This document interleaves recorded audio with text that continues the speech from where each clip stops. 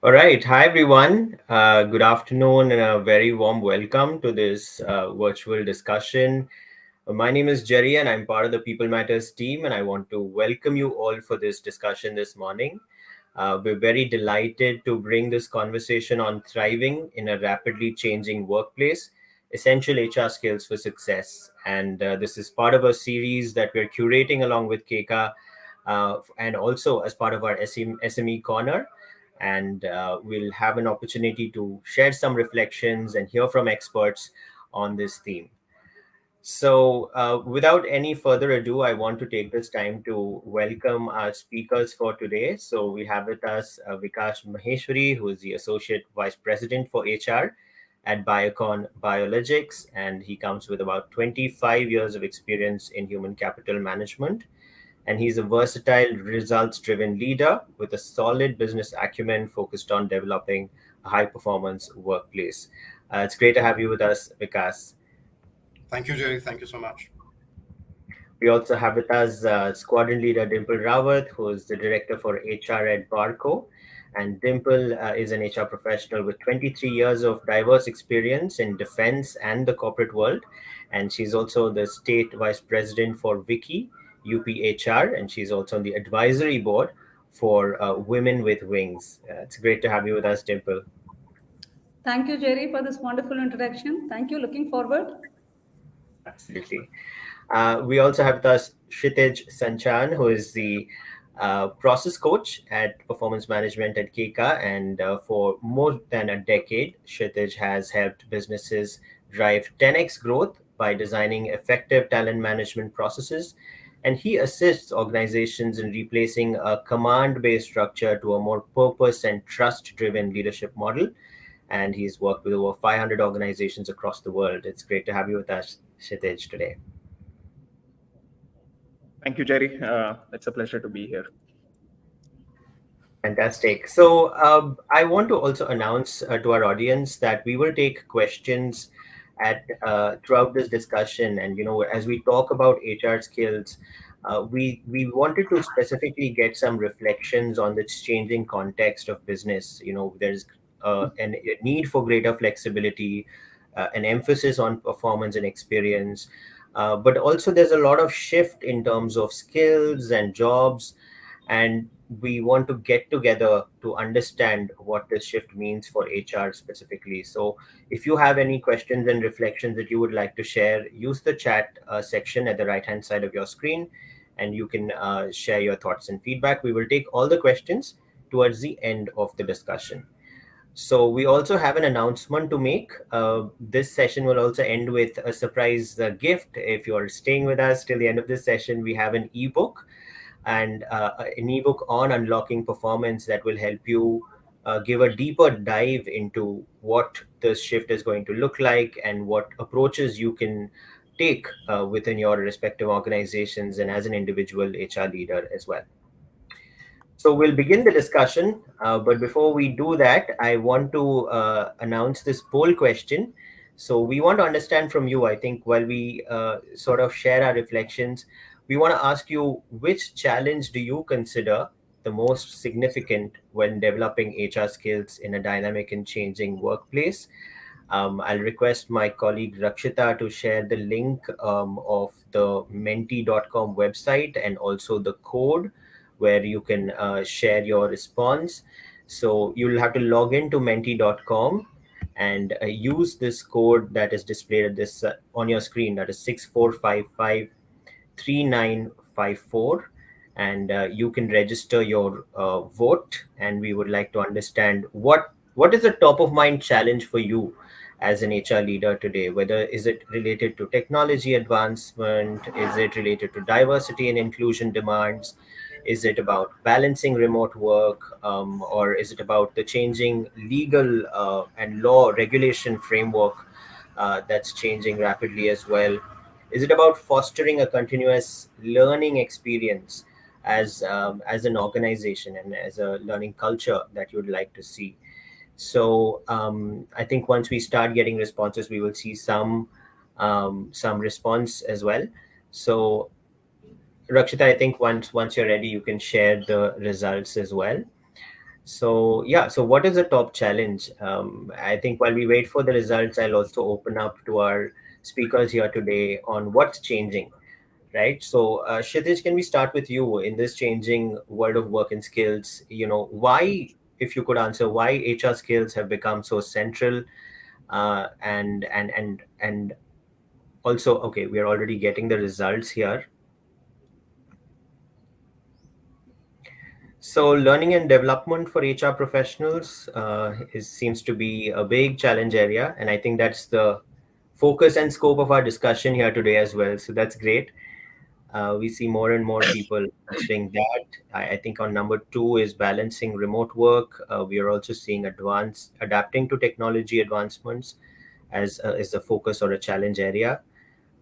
So that's great. So with that, I want to lead into the first questions. I think even as these responses continue to come, Kshitij, over to you. What do you think is changing, and why is it so important for us to focus on HR skills? Right. So thanks, Jerry, for asking the question. So let me set a quick reference to all our audience about what we are talking about here. So ever since, like, let's say, the changes which have become a new constant for the world, the journey of it kind of started with the COVID phenomenon happening to the world. So all the businesses went through a business continuity planning, where there were a lot of things which were required to be reiterated as per the new ways of working that were required to be done. So the change started there, which started creating more, what should I call it, virtual beings, virtual people, which are now currently working remotely, and we still need their services, and we still need the workplaces to go on in that order. So this is where we kind of realized that there could be the dynamics of workplaces were very static until then, and now if we look at it, like, there are so many pivotals at play. The word cannot be just divided into simple white, blue collared or pink collared kind of employees. You have to look at it from a very different dimension now. So this is where the HR started getting more critical. The other aspect of why I look at it, that why it is changing, is also because earlier the vision and mission which every business has was largely a responsibility of a leader, which started the organization, or the core leadership bench that an organization had. But now, if you look at it, like, this vision and mission actually propels even at the base of the pyramid. If there is an employee which is working for the organization, would have a certain alignment towards that purpose and a vision. So things have changed. Things have changed because we as HR community have also been working on evolving workplaces and people and practices and the strategies and so forth. So this is where it is. While you navigate through change, information is one of the most handy thing that you can have at your purview. So that is why I think the maximum number of votes that we are getting right now is in a goal which is more directed towards learning and developing thyself, right? So from that aspect, I think that is something which has changed. We'll talk more on the sources, but I would like to go to the fellow speakers for their points. Absolutely. Dimple, would you like to share your reflections on this question, please? Yeah, so I absolutely resonate with what Kshitij is saying. And yes, there is a shift. Traditionally the HR was known for the manual work. We were doing the file management or data entry kind of the work. But I think thanks to the technology and AI-enabled tool, which has given us a good, if you see, we have now bandwidth where we can focus more on the strategic HR work. We all know no business can succeed without or in isolation, so they need support. And now business knows, because of the good HR track record, that if they involve HR from the very beginning in the strategy making or formulation, which has from the conceptualization stage of planning, organizing, executing, implementing. So HR is not just going to be there as a listener, but HR is going to deliver and will bring value on the table. So they understand this. And in fact, last week I was talking to one of my HR colleague, and he gave a very good example that HR skills are like just the notes of music, sare gama, where every skill set is actually exhibited by one of the note. So maybe employee engagement or learning or development, and like an expert musician, that musician ensured that there is at the end there is a melodious music which he or she creates. Similarly, the HR people, they use these skills to the finest so that they bring out the best out of these people. So I think yes, there is a lot of shift because of the technology, because of the AI enabled tools, and it's just a journey. It has just begun. There is so much which we have to still unleash and see in our people. So that would be, let's my submission on this. Absolutely, absolutely. I think the results of the poll has not changed. I think significantly everyone is talking about fostering learning and development for HR professionals as the topmost challenge. I think this is a good peg for us to also understand some of the key factors that are changing the modern workplace dynamics. If I could go to Vikas, what are some factors according to you that are changing these dynamics, and how should businesses also respond to these changes? All right, I'll I'll make an attempt to answer that question because that needs literally a book of sorts. But something that I very strongly believe that while we heard a lot of good things about post-COVID, pre-COVID, what has changed in HR and how HR is the front line to enable a lot of best practices which actually help the organization stay resilient.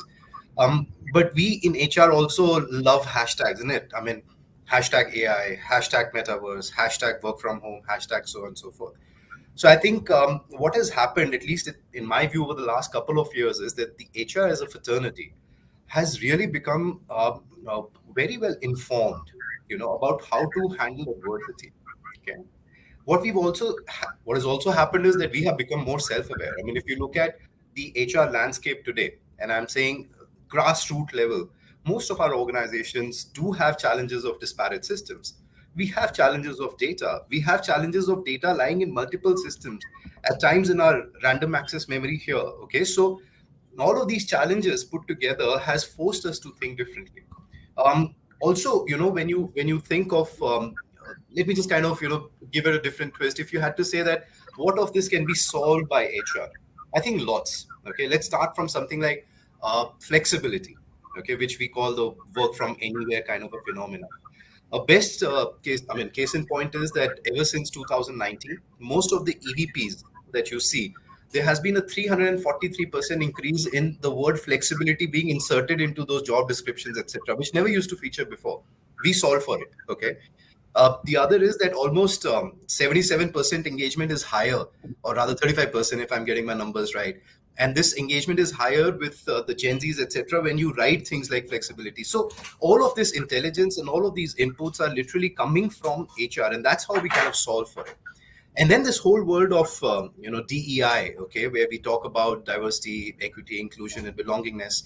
Now, a lot of this is, again, it's not something that was organic to us. We created this. Okay, we created this as a need of an hour. We all know how unfair our systems were. Okay, how unfair our practices were. We have horror stories around that. HR facilitated that. And the reason we facilitated that is not because we wanted to say that, okay, we are a 50-50%, but because we felt the need, there was a sense of purpose. But I also want to say that, diversity is not, it's something that I keep saying everywhere. Diversity is about counting numbers. Inclusion is about making those numbers count. So I think the changing landscape for HR in diversity, therefore, is to move from diversity to, let's say, inclusion, and say, how are we measuring inclusion? Diversity can be held. It's all right. I mean, some bit of a talent acquisition strategy, tweak, you get your numbers there. But that's not enough. In fact, that's not even a start point. The start point is really when all the other genders in the organization, they feel included. And they feel that, okay, we are as much a part of this organization when it comes to key decision making. So these are some of the things. But then coming to skilling, I heard you all. I think HR is the most resourceful when it comes to learning and development. Okay, I mean, we tell others that to go to these resources, upskill yourself. So it's a little disappointing to see that we as an HR fraternity, at times we are out of the resources, information to say, okay, where do I go to upskill myself? But there's tons out there. There is absolutely enough out there for us to look at. So yeah, that's a quick take on your question. Absolutely. Thank you for sharing that, Vikas. I think one of the points that you highlighted is, how the HR is so central to this architecture of change, right? When you're talking about flexibility or DEI as well. the impact that HR can have really is a lot. In fact, I think Dimple was sharing a little earlier on, some of the examples that steps that they're taking in within their organization on DEI. And Dimple, if you could just illuminate on some of the things that you're doing. Sure, sure. Thank you so much. So, yes, D&I, we know that this topic has suddenly gained importance, and we heard so much about this, I think, during COVID days. And this has been the KRA of everyone, I think, in the organization, the CHRO, CEO of the company. I think Vikas will also vouch for it. So, it is, the KRA of everyone. So, in our company, so first, okay, let me, tell everyone that DNI, a small part of DNI is women. So I will be talking about that part. Of course, we also have the overall, if you see the umbrella, we have campus hires, we have different geographical people, everything. But what we were lacking was we had a single digit women percentage in our company. So we thought, how can we increase it? And then we started a program called Women for Women, One Barco, where we are inviting one women speaker from the industry. She comes, she speaks about her own experience, her story of failures also, failure, success, and all the women of Barco are under one, in one room that particular day when this session happens. May it be our operation women or software technology women, and then we are discussing, and then they are sharing their stories with this guest who has come, and then we post it on the LinkedIn. So Jerry, seeing this post, I'm so happy that so many female, they got inspired and motivated, that in last 1.5 years I have more than 40 women who have joined us. So this has been a successful story for our company. So this example I wanted to share with you. Right. That's fantastic, Dimple. Thank you so much for sharing that. I think that's a great example. I think for us to also reflect on the different elements that really contribute to the success, right? From employee listening to designing and like also communicating. That's very central to the HR skills profession, and I think you've outlined that really well with the steps that you're taking. Dimple, I also wanted to understand if you were to think about this from a skills perspective, based on this example also, and also more broadly, what is your maybe step-by-step roadmap that you would share, from a new skills mandate perspective? How would you think as a business leader on the steps that you need to take? Yeah, thank you for this question again. I think what, as a leader, we have to see, first of all, I think what Vikas said, that we are very resourceful when it comes to others.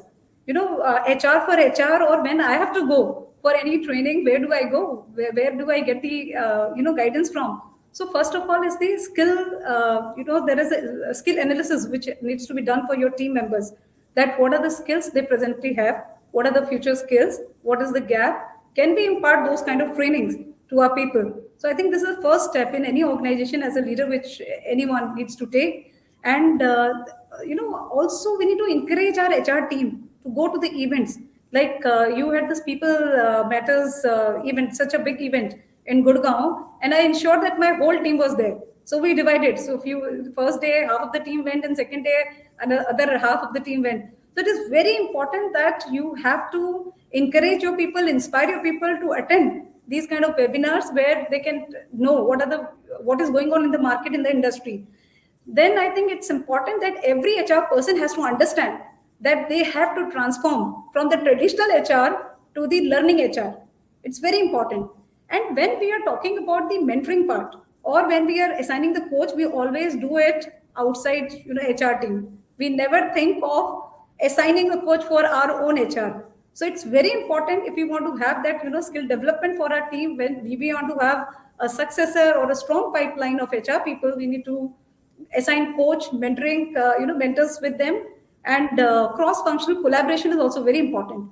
So these would be some steps, I think, which will ensure that you are continuously upskilling your people, doing that gap analysis, and then imparting those kind of the skill sets into them, or inculcating the learning culture, I would say. That should be the theme of all the organizations for HR. Right, absolutely. I'd also want to ask Vikas and Kshitij to probably weigh in on this question on how they're thinking about the shift from traditional to modern, and also what is their approach. I think Dimple had shared her approach, which is, go out into the market, listen to what people are saying, observe the changes, and ensure that you have the resources in place, and then also follow it up with other things. I think she's spoken about coaching, mentoring as some of the tools that can sort of help in this journey. Vikas, what according to you is maybe your approach to a question like this? Similar to hers, I think the only add-on possibly I would have is to say that a lot of times we as HR professionals do not know what we need to learn. It's not about how do we learn, etc. It's more about what do I need to learn. I'll give you an example. Okay, if I was to say HR guys need to understand data and analytics, that's extremely vague. It's very fluffy. It's 30,000 feet in the air. But when I say, hey, listen, you need to understand data pattern analysis, okay, that makes possibly more sense. It also saves on learning time. Now, to enable that, something that we've been doing, I'm sure a lot of other organizations are doing, is establishing a skills center of excellence. And that's where we, bring in new age technologies like, Keka and many others. I'm sure they do Skill Cloud. So the way this tech works is that, you have roles in the organization, like in HR. So you go out, you benchmark these roles against the best in the class. Okay, so if I had to look at a delivery boy, which is a company which does the best deliveries across the globe. Okay, if it's Amazon, then I can today through technology pull in that what are the skills that they chase for those people. And once I get that skill inventory, suddenly I have a list of skills which I never thought of because I was very inward looking. I was always asking myself and my managers, but we were never looking at the world outside. And this could be across the globe. When you get that skill inventory and then you start chasing those skills as an area of development, I think that's more contextual. That's where the problem of what do I need to know? Okay, what do I need to learn gets solved given the context of my role, given the tenure, etc., that I perform. So I think that's just one little add-on that I would do, which is to say that there is technology available out there which helps people understand that what you need to do, not just HR, anybody else, and these are micro. These are extremely, these are subsets of competencies. The competency, knowledge, skill, attitude, etc. So this is just the skill that I'm talking about. So it makes my learning journeys more, less time consuming. Productivity doesn't get enhanced. You don't have to push me into a 4-day module where 3 days I think I already know is the 4th day, which is possibly relevant for me. So those problems are addressed here. Over to you, Kshitij. Right. So what Vikas is saying is, it's absolutely right. The way I look at it, like somewhere the same question is what we answer here as a product, as an HR tech product, because the product is also learning. It's a cumulative learning of close to 200 people over a period of a decade, where we have been constantly giving our heads into what does the market need or what does the market really require in terms of getting enabled, right? So this. How do I look at it from a product standpoint? Like it was an easy structure to adopt to. So the easiest way to look at HR is like I see no other reason of an HR as a department, but those analytics or those actionable items that the HR is going to deliver to the business table in terms of what can actually impact the quality or the value that the business is generating for the community. Now, if you look at analytics largely, we all know the segments of it. There are descriptive analytics, there are diagnostic analytics, there are prescriptive and predictive analytics, and it's an incremental framework where you start practicing descriptive, and over a period of time, 2 years, 3 years, if you give to it, the logics and the logics that you will make will give you the idea of how diagnostic analytics should be run. If you run it a little further, you will have predictive and prescriptive in place. Now, so that is how we have also trained our tech, our tech in that area. So we have been constantly we chase about the problems. Like let's say 2015 when we started building this. The major issue that HR as a community was facing was majorly the operational work that was required to be done. Every day there were offer letters to be raised, there were candidates to be interviewed, there were people data required to be segregated, sorted, and kept and validated. There were letters, infinite amount of letters from tax declaration proofs to the policy documentation signage that was required. So many of the things were required at that point of time, and most of these were operational in nature. So the tech that we initially in the phase one, what we made the machine learn was majorly these tasks, so that we could actually bring them out, and then the HR as a community can tell us the next thing or next problems that we could solve, and it actually worked that way. So if you look now as a product, while we started as a typical HR ops platform, which helped in managing leaves, attendance, payroll. Now we have over a period of time evolved ourselves as a pre-boarding, onboarding, talent acquisition, performance management, and maybe a PIP tool. So all these aspects become possibility if you just keep on learning, and that is how the workplaces and the entire idea works actually. Now, how it is changing now? I think the focus, one shift that I have seen is that although it always depends upon the maturity of the organization that you're in, what exactly you have to fight back or you have to take control of, decides what matters for you. But largely, if you look at it, like the focus from talent acquisition is now moving to talent development, where rather than trying to be lucky with getting good people, rather whoever you take in, right? Let's develop them in a right dimension, where they should have that clarity. They should have that self accountability where they understand that what they need to do. So the entire concept of HR, the entire thing that we do, it depends upon our buyer, our customer, our employee. If they don't have that self accountability where they understand the criticality of the different aspects that we as an HR are reaching out to them for, they will never understand it. So I think that's where it is for now. These buy-ins, if they become clearer, I think all the other resources we have pretty much fulfilled with, right? The only aspect uncharted territory is where we have to take it to the people and make them understand that how it works for them and for the organization. Absolutely. Thank you so much, Kshitij, for sharing that. I wanted to also get in Dimple's reflection on this. I think Kshitij shared this example of talent development as a way of, building inroads into the employee, purpose and also maybe impact, right? So when we think about this broader employee impact and purpose, how do we sort of also inculcate it within our own HR, life, let's say, life cycle of the HR employee? What are your reflections on this, Dimple? So, in fact, what Shita said, I just would like to add to it. It is true that it is no more recruiting or hiring somebody. It is more than that. It is the talent management where you are identifying the high potential and then you are nurturing them. You are talking to them. You are letting them know that how you feel about them. You are actually creating a strong a strong leadership pipeline. So it is very important that this shift which is there, people are observing it and people are liking it in your company. So it is important. And I think when we talk about the HR skills, I always tell my people that, more than anything else, you should know where your the top line, bottom line is coming from. You should know the product of the organization. When we talk about the HR skills, we say that as Vikas also said, the data analytics skills that is required. When you're going to business and business wants some suggestions from you, and they want to, if they say that they want to retain few people, and because their salaries are low, but as HR, if you go back with the data to them, you make them understand that no, but the data position, the market position of these people is this, and you want to retain them. Why? Because there is no attrition. So these kind of data now, HR, the role of HR, that we also said that the transition which has taken place from the traditional to the strategic HR definitely have all these things. So technical know-how, data analysis, and I think the best thing which I am seeing now is the embracing the digital transformation, which everybody is doing, and which is now the top priority of every leader, including the HR leader. So that's what I think I can add to Kshitij, what he said. Right, absolutely.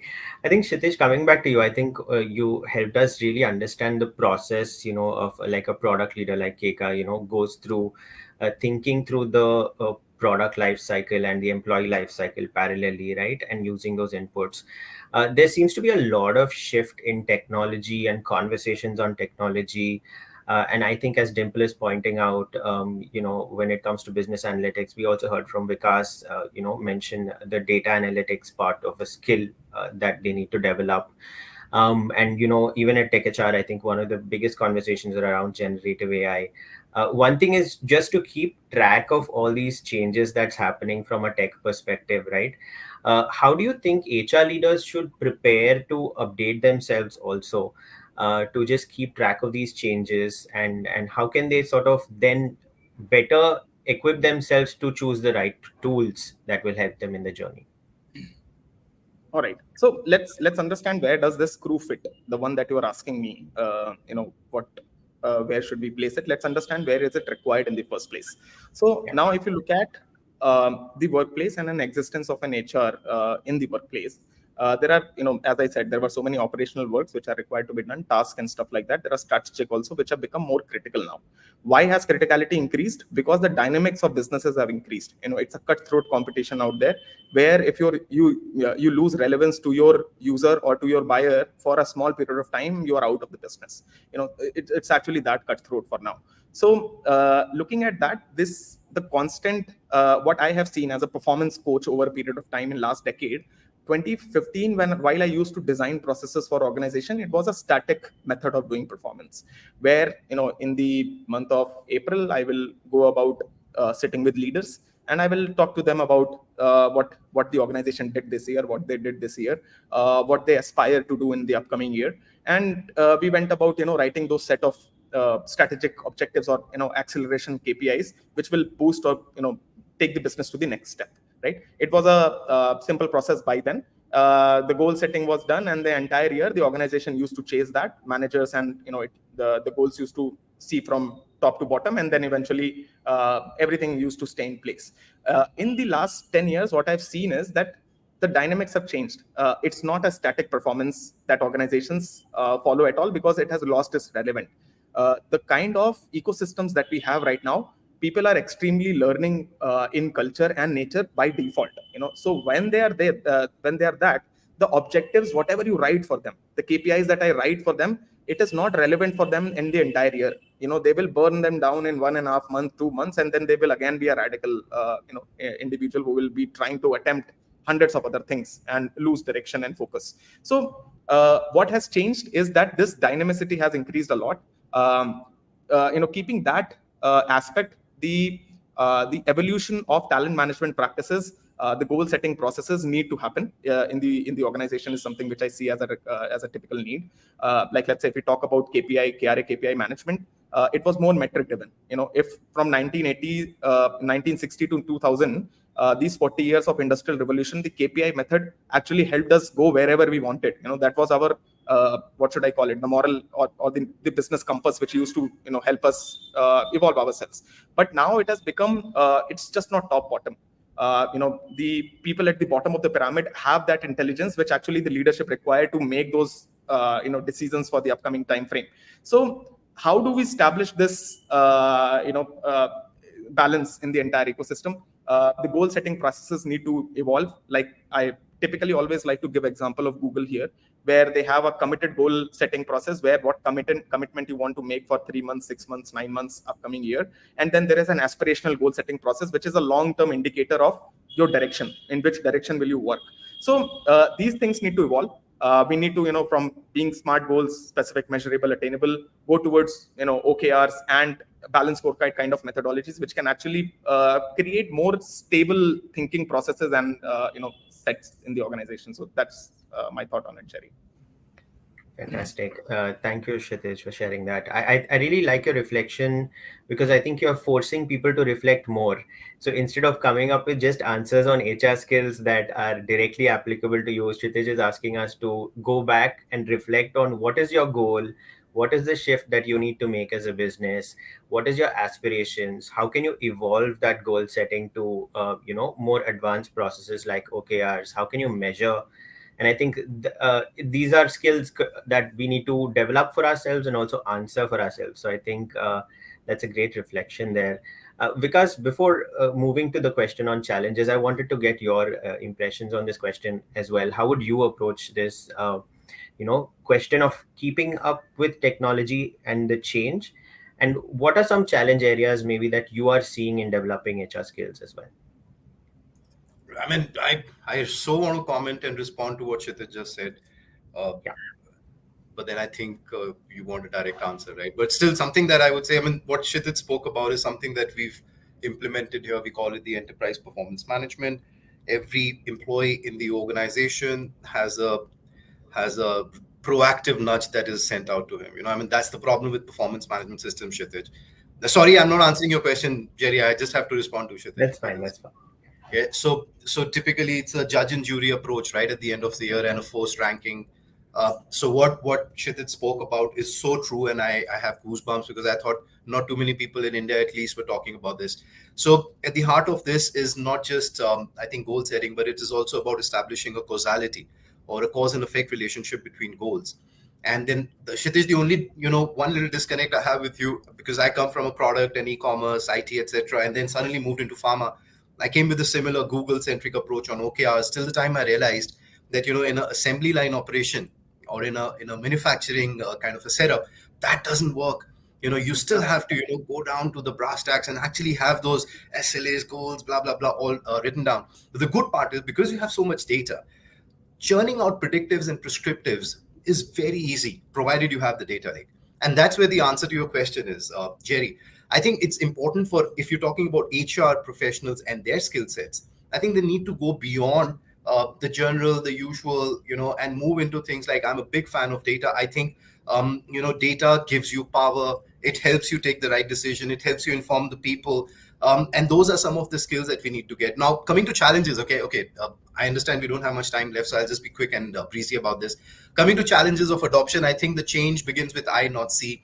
When HR people, we as a team, when we go out talking and preaching, hey, listen, you guys need to use an app, do this and do that, but then we ourselves don't do it. It's very, very painful because we tend to think that we know it all, right? So I think that's one of the biggest change. And once we get past that, then we build an ecosystem of learning, okay? And I very strongly believe in learning academies, not centralized L&D functions, where business is the owner of learning. L&D is the curator of those learnings, and that's how you basically drive, and then designing the WIFM. So if you ask me, HR's role in encouraging a learning ecosystem, the organization, is to create a WIFM for every user. WIFM would stand for what's in it for me. Why should I do this learning? Am I going to get a growth promotion, blah, blah, blah? Are there some points, that I get? How do you gamify all of those? That's our real job. It's not to, go and preach. Those days are behind us. We are all adults. Nobody likes to be sold. I mean, nobody likes to be sold. I mean, let's just believe it. We like to buy. Okay. Similarly, nobody likes to be trained. We like to learn. So I think that's where HR people can play a role. I keep saying HR people as if it's some third party entity. I'm talking about myself. Okay. I mean, a lot of times my boss comes and tells me, hey, listen, you need to learn regression. I don't know. I don't have time. The other day he said, you got to learn Python. I said, no, I'm an HR guy. But the fact is, these are important skills for me. Because and Python is the easiest, it's and then you have no code environments. If I understand that, you have no idea the amount of predictive models that Kshitij was talking about that I can churn out. I can do POCs around. These are skills important to me because I am possibly a talent head. And a talent head, when he goes and has a conversation with a manager, let's say, on promotions, you need some data points. And I'm churning out those data points for you with predictive analytics to say, if you promote Vikas to the next role, he's not going to be productive. Now, that's the power of, using data as an HR professional, which I need. Okay, sorry, I took too much of your time. Back to you, Jerry. Yeah, so just Jerry, I wanted to add, because you flagged it very right. While I do this leadership consulting and talk to founders about vision, mission, and building that passion in the organization that people love to connect to, a lot of time it's, I would also want to bring it to our audience notice also that it's not always relevant for everybody. Let's not just impose this on them and look at the people without a very clear sense of purpose as inferior beings. Reason being, the other day I was doing this, I had a chance to meet Dave Ulrich during the Tech HR, right? So great event, Jerry, kudos to your team on that. While I was talking to him, he was also highlighting about this aspect that, there are jobs, you got to look at it. And I went to one session where there was an aviation industry CHRO sitting there. The aircraft maintenance engineer, by the time he gets the job, they are 31, 32 in age. They have a loan of 1.5 CR on their heads. They really don't care about your mission and vision. They really want to get rid of the loan on their heads and they want to get married in life, right? So your customer, a lot of times, will also complicate the fundamental concepts of the book, the way it teaches you. So building that EQ, listening to people, it's you cannot replace these human values no matter amount of regenerative AI you bring in, contextual AI you bring in. It will still stay relevant, and this is where HR as a community, will always stand tall, is what I think. Absolutely, absolutely. Thank you so much, Kshitij, for adding that, and Vikas for sharing your insights as well. So I wanted to, I know we have some audience questions as well, but I wanted to quickly ask, do a round of like a rapid answers, if you will. So what is your approach to learning in the flow of work? So as a professional, as you are conducting your daily job and work, how do you find the time to learn, and how do you manage it? Let's say. Shall we start with Dimple here first?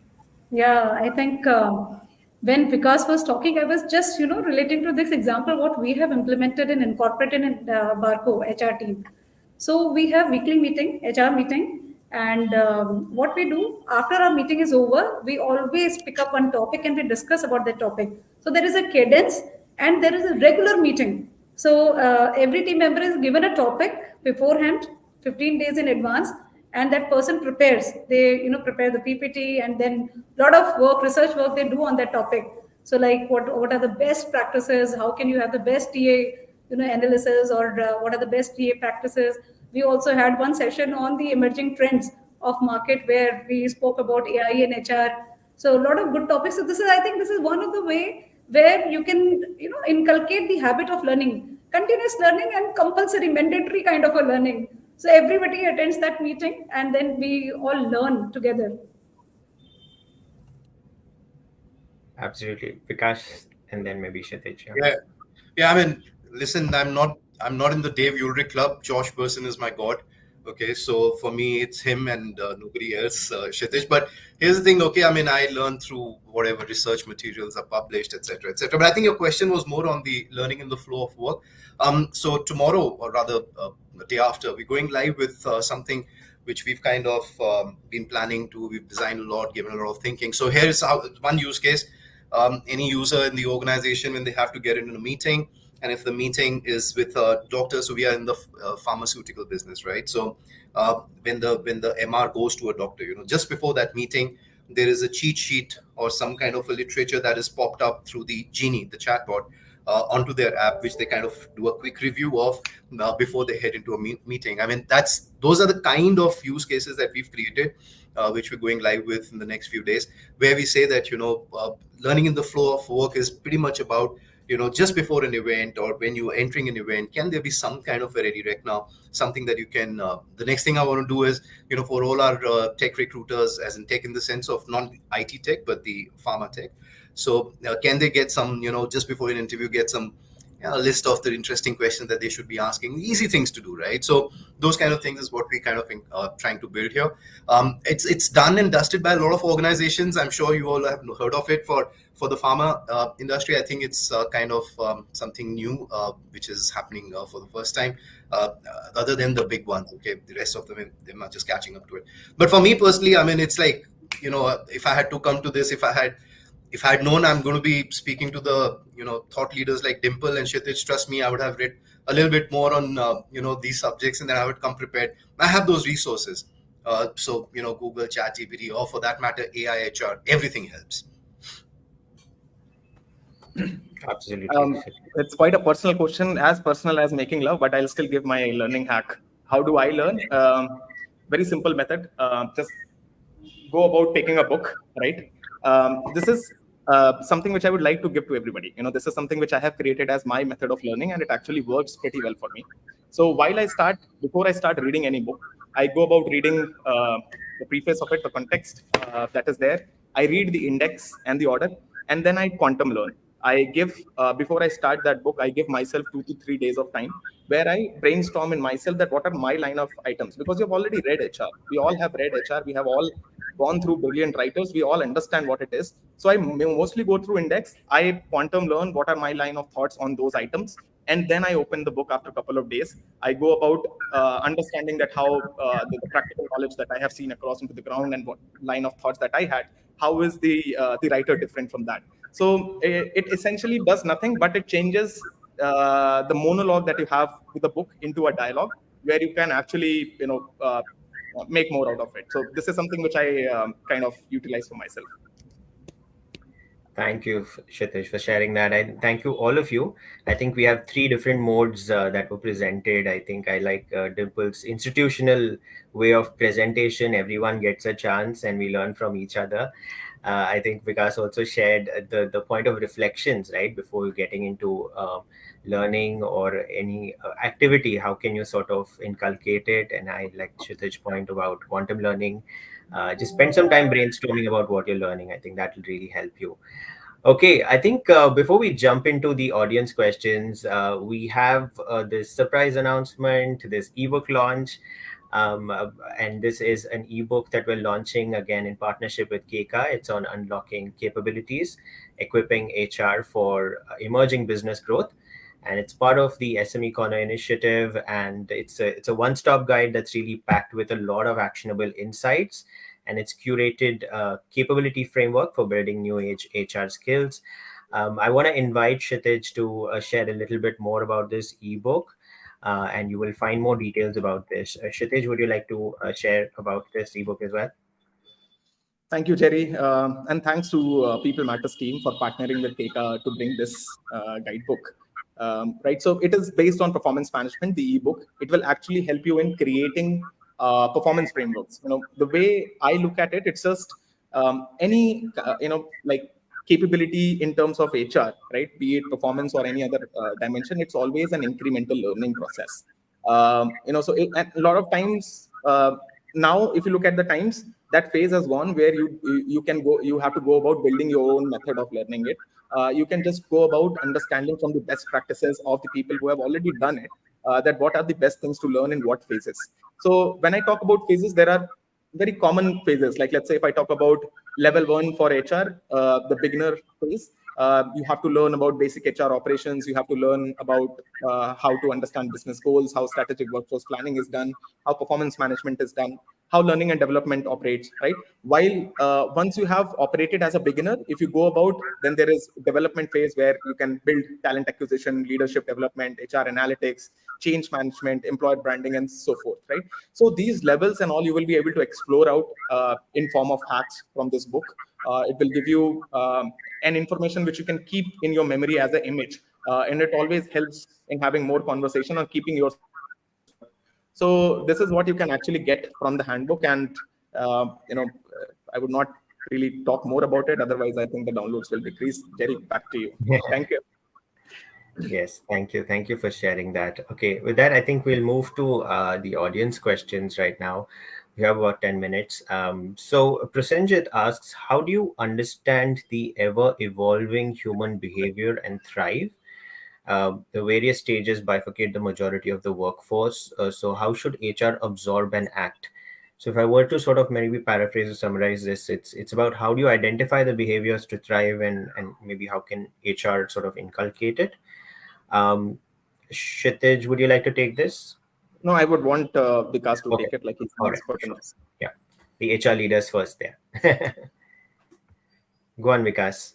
Yeah, yeah. No, so I have a marketing answer to this. Just change the thing to a customer. Okay, so in e-commerce, the way people started, I remember when I joined e-commerce in 2010, all these marketers used to understand customer behaviors, and they used to say, how do people really shop? Okay, so what do they do when they go to an e-commerce website? Number of clicks, what? So you remember this Flipkart thingy where Flipkart came up with reviews when people had to buy electronics. They observed that people were going to many other websites and reviewing electronics and then coming back to the page and making a purchase. So Flipkart said, hey, listen, I'm going to put those reviews right here and there. So you don't have to go anywhere else. So the way this happens is through something known as customer experience journey maps. Okay, now the same practice has been applied by HR folks. We do that. So today we have the consulting wherewithal, and this has got nothing to do with tech, okay? To understand that different personas in an organization, because different people behave differently, okay? So different personas in an organization, how do they behave in different situations? What are their moments of truth? There's an empathy map that what do they, think, feel, do in each of those stages. And as an output of that, you get exactly what you're looking for, which is to say that which are those important stages, okay, in the entire life cycle, entire processes that they engage with. What are the important moments of truth and how do you need to handle those? So the answer here is something known as employee experience journey maps. So Prasenjit, I would really encourage you to, kind of do what I do, Google this stuff out. Okay, I mean, there's enough literature out there. A lot of HR professionals have done this. It's a time-consuming exercise. Takes a lot of, understanding of basic marketing, but if you're able to crack this, you'll get the answer straight up. Back to you, Jerry. Fantastic, fantastic. Shamya asks, what tools are required by an HR professional to inculcate a positive attitude among employees, which help in bringing change in the organization? Dimple, would you want to take this? I think positive attitude for them and for us. Yeah. I was just thinking, I was recollecting my days of military. So this is one tool which I learned in Air Force, the power of human connection. Whatever technology, whatever tool you embrace, but power of human connection never fails you. So what we do in at Barco also is, as HR business partner or as HR, we have a lot of candid conversations on roundtable sessions with our employees, where we talk to them, we take their pulse, and where we really have that empathy, the skill which any HR person needs, and we talk to them heart to heart, and we try to solve a lot of issues there only. So power of human connection, I would say, is one tool which will never make any leader fail. So communication has to be continuous. I remember in defense, we used to say that if the communication is broken, you can even lose the war. So it is same. It is everywhere. It is in the corporate world. It is in your personal lives. So very important to use this tool of human connection, I would say. Because if you want to add something. No, I admire Air Force like anything. My wife said, I hear this every day, in the dinner table. My wife tells me that, listen, the way we guys handle this stuff, you guys in corporate have not even cracked it. I mean, some of the SOPs that you all have, they have an SOP for everything, starting from a terrorist attack to how to build a public toilet. I mean, this is absolutely brilliant. So, I mean, building positive attitude is also about, some bit of rewarding, right? Let's not ignore that, at the end of the day, we are all professionals. Unlike, let's say, if you were working in an NGO or let's say defense, where there is a very strong sense of purpose. I've tried for a decade to get my wife to quit Air Force and come to Dubai. She would not. She's a hardcore Fauji. She would not leave. So I had to come back. Okay. So at the end of the day, in a corporate setup, I think some kind of a reward in recognition is extremely important. Let's call it out. I mean, if somebody's done the right kind of a work, and provided that there is no recency bias, for that matter, there's no bias, and then the person is being rewarded for true behaviors, for true performances, then I think that also helps, to encourage that in the long term. Absolutely, absolutely. We have another question from Rajita, and Rajita asks, HR is always known to facilitate, coordinate for learning events. Who should HR be looking up to in the macro setup of an organization for identifying their learning needs? I think we've spoken about a lot of ideas, but I guess maybe if I could sort of articulate this as maybe the business aspect of it, how can HR get that input from a macro perspective? How do they partner with the business to identify HR specific learnings? Maybe we could share some reflections on that. Vikas, Dimple, would you like to share? And then I'll go to Kshitij as well. Right, I can take it. Sure. Who to go to as an HR? First of all, the question is a little ambiguous. Rachita, I'm really sorry. Right? It's not clear to any of us, but we'll still go about answering the closest possible thing that we are understanding here. So one thing that I see is you have to coordinate kind of for all the learning events that happen across in the organization for people itself. Now, the simple way of doing it, training need identification is one essential exercise to begin with, where you can go about understanding which of your employees has what training needs. Who do you want to understand it from? Largely, if you identify the stakeholder, number one is self. Always the self. Do not ignore the self. No matter managerial recommendation is for other trainings and stuff. Go about understanding from the individual what trainings do they want to do, right? How most of the times their position, how they're placed also defines that, which manager cannot answer. So self is one aspect. Go about identifying other stakeholders for every single designation or role which is there in your organization. So for every role, there could be one reporting manager, could be L2 manager, could be a complex project management situation or a quad also. So all the different stakeholders that deal with the individual mostly have an idea that where are the weaknesses for the individual where they can actually work on. So designing, having that training assessment as a step where you formally go about discovering these weaknesses that people have, and then eventually designing a program is something which will work. For the standards one, you can define a bare minimum number. Let's say if these are some of the commonly required trainings in our businesses, which our people should have. which is probably related to the goals that people have, could be related to the competencies that we expect those people to have, could be related to the values that these people should inherit while coming to work. So all those you have to identify, and you have to create that framework where votings can happen. Manager can assign people, and you can calculate the weightage of training, that which training, how many people are required, and you can go about defining the budgets and quality, keeping that in mind.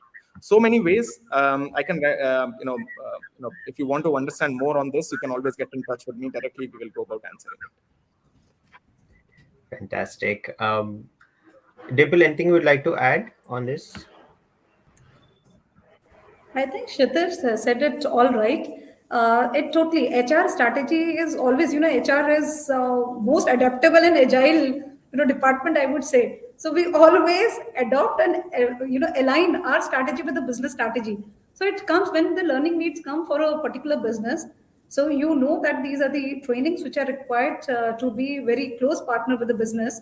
So then you always try to align that those learnings also with the business. So business is one of your stakeholder. What Kshitij also said. So it's always aligning your own learning strategy with the strategy of business. Self, of course, I think we should always compete with ourselves. What is going in the market? What is there in the industry? What I need to pick up? So this is one thing which I reinforce what Kshitij also mentioned. And important to be, with the time. And I hear a lot of podcasts. So it's very important that you should, that's a promise I have made to myself, that every day I'll hear at least one HR podcast, because that's actually, increases or enhances your knowledge. So this is what I can add to Kshitij's answer, I would say. Absolutely. Vikas, anything else you would like to add to this? No. I mean, everything All has right. been spoken. Dimple, do you have any? More of these webinars? I think if more and more HR professionals talk and attend these webinars, I think a lot of this would help. Attend those conferences, etc. Read up and Absolutely. look at the mirror more often. Yeah.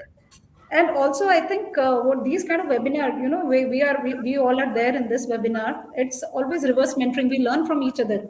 So I have learned so much today from Vikas and from Kshitij.